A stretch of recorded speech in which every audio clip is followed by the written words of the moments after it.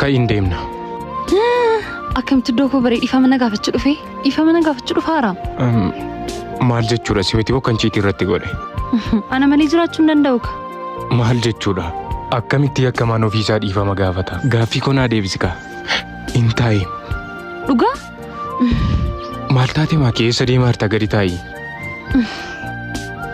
Siiguu? Hin teessee? Maal gochuun qaban ture taa'uun dhufe? Dhiifama na gaafachuu dhaka. Maaliif hin dhiifama si gaafadha kanatti balleessisidha? Yooti akkas tol barsiisne immoo yoon balleessis yooti balleessites kan na gaafachuu qabu sudha. Inni gaa barrisaa darbeera. Amma tuun ija keetti si naqiin kee iddoo dhuftetti deebi.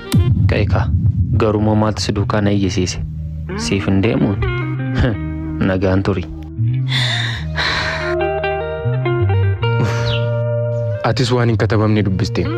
Namni tokko miidhame akkamitti ofiisaatiin dhiifama gaafata. Sanuu kalee sareen gadda si obseera yoo ta'e har'ammoo garaa kutachuu waan danda'uuf yeroo si kennametti hin fayyadamne. Ka'in deemna amma.